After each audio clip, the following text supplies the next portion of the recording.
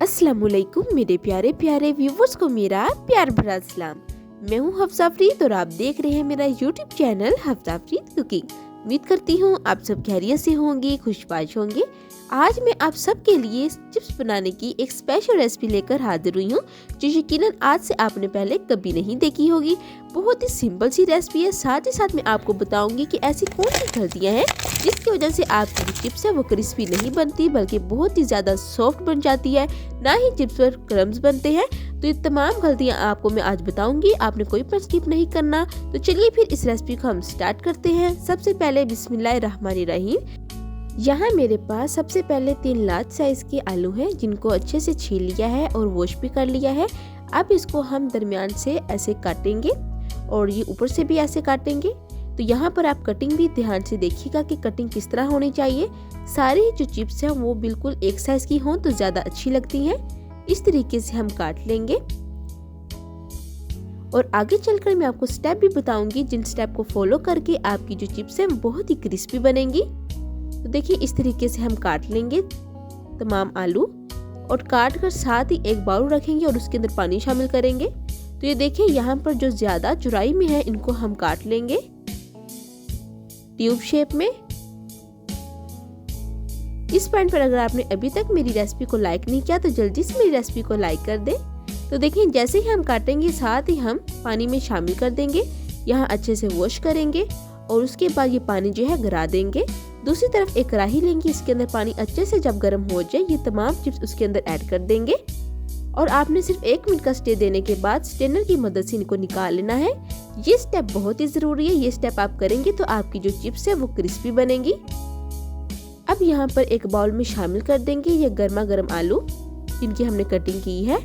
अब इसके अंदर आपने ठंडा बर्फ वाला पानी ऐड करना है ताकि टेम्परेचर जो है स्टेबल हो जाए। 2 से 3 मिनट स्टे देंगे। 2 से 3 मिनट स्टे देने के बाद एक रुमाल लेंगे और उसके ऊपर ये चिप्स हम डाल देंगे और इसको ड्राई होने के लिए छोड़ देंगे ताकि जो तमाम मॉइस्चर है वो ड्राई हो जाए। अब यहाँ पर आप या तो 5 से 6 मिनट स्टे दे दें ताकि खुद ही ड्राई हो जाए, या फिर रुमाल की मदद से अच्छे से इनको खुश्क कर ले। इसका फायदा ये होगा कि जो चिप्स हैं बहुत ही क्रिस्पी बनेंगी। तो देखिए अच्छे से खुश्क हो गई हैं। अब हम एक बाउल में डाल देंगे। अब यहाँ पर हम हाफ कप के करीब मैदा शामिल करेंगे। शामिल करने से पहले इसको अच्छे से छान लीजिएगा। अब साथ ही हाफ कप के करीब हम कॉर्नफ्लोर शामिल करेंगे। कॉर्नफ्लोर शामिल करने से ये बहुत ही क्रिस्पी बनेगी। 1 टीस्पून के करीब हम चिली फ्लेक्स ऐड करेंगे टेस्ट के लिए। साथ ही 1 टीस्पून के करीब हम नमक शामिल कर देंगे। अब अच्छे से मिक्स कर लेंगे। तो ये जो हमने मैदा शामिल किया है ना, इसका फायदा ये होगा ताकि जो है ना चिप्स उसके ऊपर क्रम्स बनते हैं, मैदे से क्रम्स बनते हैं और कॉर्नफ्लोर से क्रिस्पी बनती हैं। हल्का सा मिक्स करेंगे और तकरीबन आपने 2 से 3 मिनट के लिए स्टे देना है। फिर इसके बाद ठंडा पानी लेंगे और इस तरीके से छींटे मारते जाएंगे और अच्छे से मिक्स करते जाएंगे। इसका फायदा ये होगा जब हम चिप्स को फ्राई करेंगे तो जो चिप्स पर क्रम्स बनते हैं ना वो अलग हो जाते हैं फ्राई करते दौरान। तो इस तरीके से क्रम्स जो हैं वो चिप्स के साथ ही अटैच रहेंगे, अलग नहीं होंगे। तो इस तरीके से आपने अच्छे से मिक्स कर लेना है। तो देखिए अच्छे से मिक्स हो गई हैं। अब दूसरी तरफ पैन में जब ऑयल अच्छे से गर्म हो जाए इसके बाद हम ऐड करेंगे चिप्स। तो एहतियात से हम सारी चिप्स ऐड कर देंगे। और यहाँ पर एक इम्पोर्टेंट बात, बहुत से लोग यहाँ पर एक गलती कर जाते हैं। जो चिप्स है वो हमेशा हाई फ्लेम पर फ्राई होती हैं। अगर हम लो फ्लेम पर या मीडियम फ्लेम पर इनको फ्राई करेंगे तो ये बहुत ही सॉफ्ट बनेंगी और क्रिस्पी नहीं बनेंगी। ठीक है, तो आपने हाई फ्लेम पर इनको फ्राई करना है।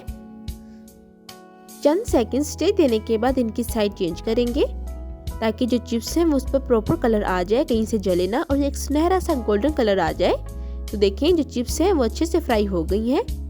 अब स्ट्रेनर की मदद से इनको निकाल लेंगे ताकि जो एक्स्ट्रा ऑयल है वो निकल जाए। सेम इसी प्रोसीजर को फॉलो करते हुए आपने बाकी चिप्स भी रेडी करनी है। और दोबारा बता रही हूँ कि फ्लेम जो है वो बिल्कुल लो नहीं रखना। हाई फ्लेम पर चिप्स बनाएंगे तो आपकी जो चिप्स हैं वो क्रिस्पी भी बनेंगी और मज़े की भी बनेंगी।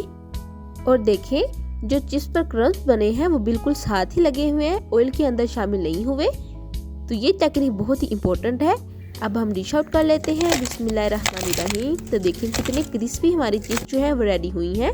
अब आप योगर्ट के साथ या केचप के साथ मेहमानों को सर्व कर सकते हैं। इस ठंडे मौसम में अपने बच्चों को लंच बॉक्स भी बनाकर दे सकते हैं। उम्मीद करती हूँ कि आपको मेरी आज की रेसिपी बहुत ही पसंद आई होगी। जाने से पहले आपसे गुजारिश है कि अगर आप मेरे चैनल पर न्यू हैं तो जल्दी से मेरे चैनल को सब्सक्राइब कर दें।